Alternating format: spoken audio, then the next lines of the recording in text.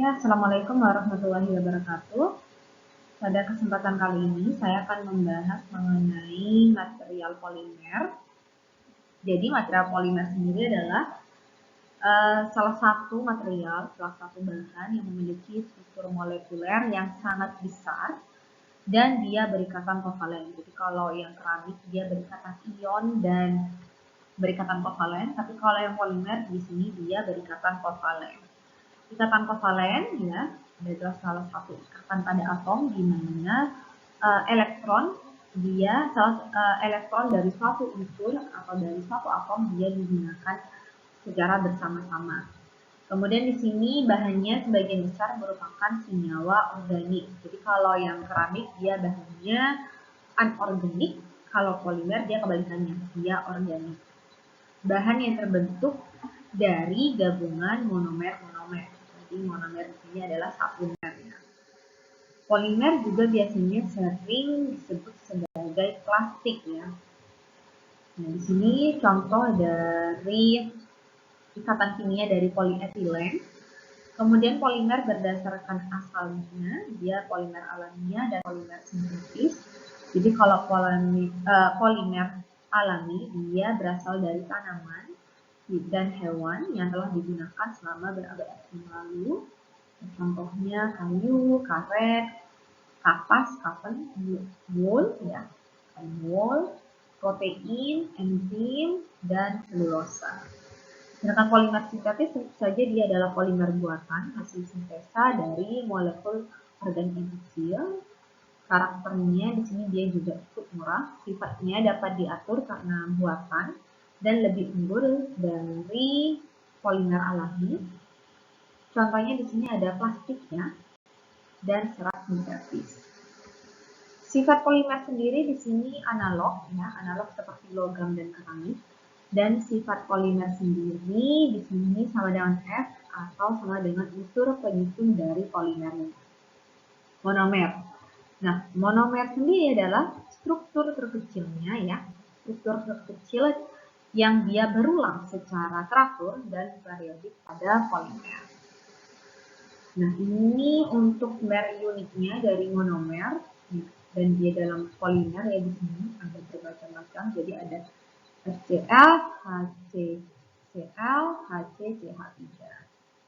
Di sini untuk nama polimernya ya ada polytetrafluoroethylene, polyvinyl chloride, dan polypropylen. Atau sering kita lihat ya singkatannya polypropylen itu PP. Kemudian ikatan kovalen sendiri di sini single ya, di mana atom karbon digunakan bersama-sama dengan atom hidrogen. Kemudian di sini ikatan kovalen double ya, ikatan karbon digunakan oleh ikatan karbon dan ikatan hidrogen ya, ikatan karbon juga digunakan oleh karbon dan hidrogen. Sedangkan di sini triple ikatan karbon dia digunakan oleh ikatan karbon dan hidrogen. Unsaturated berarti molekulnya memiliki ikatan kovalen double dan triple. Dan kalau yang saturated berarti dia molekulnya memiliki ikatan kovalen single. Kemudian di sini bisa kita lihat karakteristik umum dari polimernya, dia ringan, di mana densitasnya dia sangat ringan ya di sini 1 sampai 1,7 gram per cm kubik. Mampu cetak dan bertutupnya baik, jadi dia mampu dibentuk dengan baik. Sensitivitasnya terhadap temperatur, laju regangan, dan sifat kimia lingkungan pemakaian dia juga sangat baik ya, jadi dia sangat sensitif di sini. Kemudian isolator yang baik, ketahanan terhadap air dan zat kimia juga sangat baik walaupun dia berupa material organik. Dan produk dan sifat yang berbeda dapat dibuat tergantung pada cara pembuatannya, tergantung dari proses sintesanya, dari pembuatan dari polimernya. Ya, tentu saja dia murah dan kurang tahan terhadap panas, jadi titik didihnya atau melting point-nya dia cenderung rendah dan kekerasannya tentu saja karena tadi ya beberapa sifat-sifat tadi, dia lebih rendah daripada logam dan keramik dan mudah menerima elektron, jadi dia mudah termati listrik secara elektrostatik. Di sini karakteristik dari polimer sendiri ada sifat tariknya, bending, kompres, tekan, impact, kekerasan, ketahanan aus, dan ketahanan lelah yang dia cenderung lebih rendah dari material logam dan material keramik. Di sini kekuatan tariknya bisa kita lihat, ya, seperti sudah saya sampaikan, jelas lebih rendah dari logam dan keramik, dan dia sangat dipengaruhi, kekuatan tariknya sangat dipengaruhi oleh faktor temperatur. Jadi kalau temperaturnya naik, maka kekuatan tariknya dia turun. Sedangkan laju regangan atau strainnya kalau naik, elongasinya dia turun. Dan elastisitasnya dia juga turun.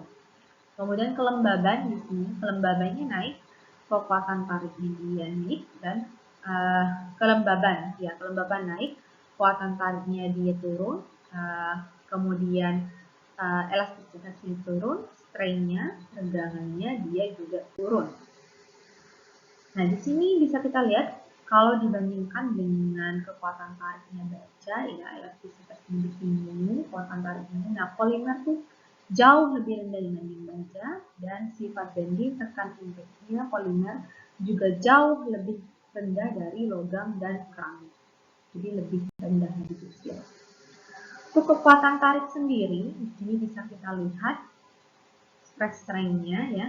Kalau yang B dan C di sini bisa kita lihat dia cenderung untuk yang polimer dia cenderung elastis. Jadi kalau yang A dia untuk material yang brittle, jadi material polimer itu dia tidak brittle, ya, dia tidak keras. Kalau yang plastik, ya, yang kurva B, yang dia highly elastic, jadi dia sangat elastis, elastomerik. Kalau yang curve C dia polimer. Nah, ini contohnya. Untuk kekuatan tariknya sendiri di sini untuk gambar stress strain kurvanya, ya, kurva tegangan regangan, di mana yieldnya dan tensile strength-nya dia ditentukan.